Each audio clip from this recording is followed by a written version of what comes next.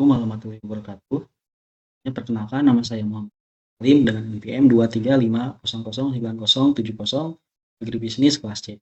Di sini saya akan mempresentasikan hasil daripada UAS pembangunan pertanian yang dimana tugas UASnya itu membuat rich picture, analisis catwalk, dan juga mind map. Adapun komoditas yang saya pilih adalah komoditas ubi kayu di Kabupaten Sukabumi. Langsung saja ke pembahasan rich picture. Di sini ada permasalahan. Pertama, permasalahannya itu terbatasnya akses terhadap benih unggul. Seperti yang kita tahu, petani jarang menggunakan bibit unggul, melainkan memakai benih batang dari hasil panen yang sebelumnya, sehingga pada kualitas hasil panennya itu kurang bagus. Lalu yang kedua, produktivitas rendah akibat varietas lama dan teknik budaya yang tradisional.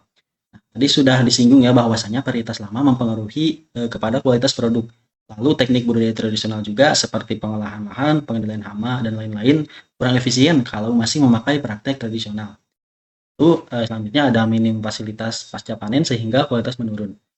Fasilitas pasca panen seperti penyimpanan, penyortiran, dan lain-lain itu masih kurang sehingga dalam kualitasnya hasil panennya itu menurun.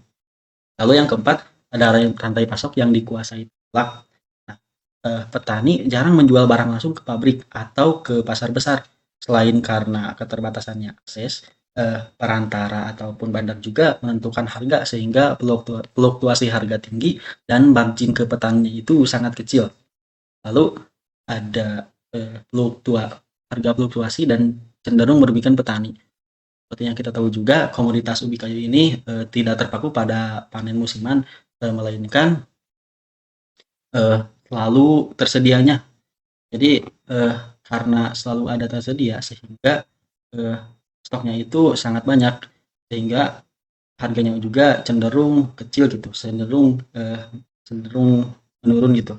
Dan harganya juga fluktuatif mengingat stok yang banyak juga seperti itu.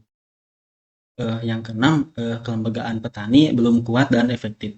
Kelembagaan seperti Gapoktan itu di Kabupaten Sukabumi tidak terlalu aktif dan jarang efektivitasnya terhadap petani sehingga petani itu jarang berkolaborasi dengan Gapoktan. Lalu akses pembiayaan yang sulit dan ketergantungan pada modal tengkulak. Pembiayaan seperti modal dan juga untuk memajukan usahanya ataupun pertaniannya itu selalu mengalami kesulitan dan juga palingan mereka membuat modalnya itu daripada modal tengkulak yang hasil daripada transaksinya yang sebelumnya. Jadi dalam peningkatan atau untuk memperbaiki kualitas produksinya itu sangat susah gitu. Lalu yang 8, minimnya promosi media sosial dan informasi harga pasar.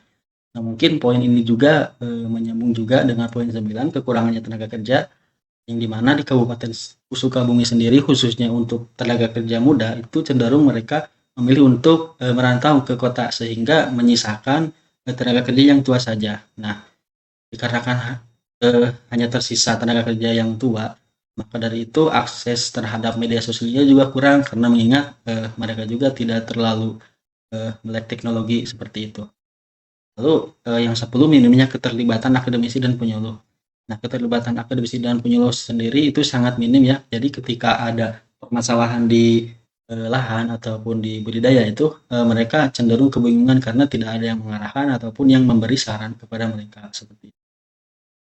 Lalu ada dukungan kebijakan dan bantuan pemerintah yang belum maksimal. Nah, mungkin poin ini juga menjadi yang sangat vital mengingat petani itu sangat perlu dukungan daripada pemerintah seperti dukungan yang tadi akses benih unggul, lalu fasilitas pasca panen pun, dan poin 13 juga yang kurangnya ketersediaan alas intan yang dibutuhkan. Itu juga sebagian daripada kurangnya dukungan kebijakan bantuan pemerintah yang dimana bantuan-bantuan seperti itulah yang menjadikan petani itu bisa lebih maju gitu dalam budidaya ataupun memberikan hasil daripada yang maksimal mereka. Lalu poin yang ke-12 itu pengolahan lokal ataupun agro-Indonesia yang masih terbatas. Pengolahan lokal itu ada, cuman dalam skala kecil. Jadi untuk skala besarnya itu kurang sehingga para petani itu cenderung menjual hasil pertanian mereka kepada bandar itu cenderung dalam produk mentah.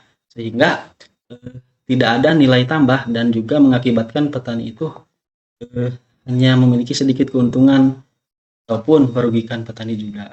Nah, langsung lanjut kepada analisis Catwu. Nah, dari analisis Catwu sendiri ini yang pertama ada customer. Customer pada sistem ini adalah petani ubi kayu, agroindustri, dan konsumen akhir. Nah, mereka adalah pihak yang menerima manfaat terbesar itu dari perubahan sistem dengan seperti perbaikan perbaikan produktivitas dan pemasaran. Petani mendapat pendapatan yang lebih baik dan dari agroindustri juga mendapatkan bahan baku yang berkualitas dan konsumen menerima produk yang lebih baik. Lalu ada aktor di sini, aktor terdiri dari petani, akademisi atau penyuluh, gapoktan, media, bandar atau tengkulak, lembaga pembiayaan agroindustri, dan pemerintah. Nah, mereka lah yang menjalankan proses dan menggerakkan sistem mulai dari menyediakan teknologi, pembiayaan, pemasaran, dan pendampingan kepada petani. Lalu ada transformation di sini yang dimana hasilnya tersebut dari sistem budidaya tradisional dan pemasaran tidak terstruktur menjadi sistem produktif efisien menggunakan varietas unggul dengan hasil seperti teknologi tepat guna dan pemasaran terintegrasi dengan industri. Lalu ada worldview di sini ubi kayu penting untuk ketahanan pangan dari industri. Nah, perbaikan sistem akan meningkatkan pendapatan petani, kualitas produk, daya saing industri, serta membuka peluang ekonomi lokal di Kabupaten Sukabumi.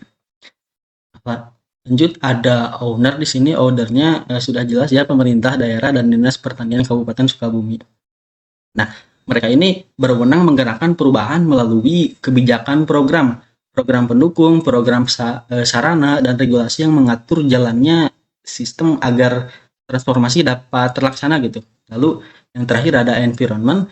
Environment sendiri yaitu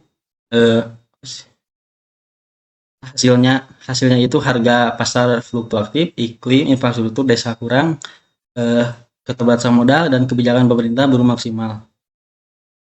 Nah, mungkin lanjut saja ke mind map. Di sini ada yang pertama itu ada petani. Nah, di sini petani itu posisinya ada di tengah ya, sentral. Nah, ini merupakan pusat dari seluruh sistem dan menjadi penentu utama keberhasilan peningkatan produktivitas.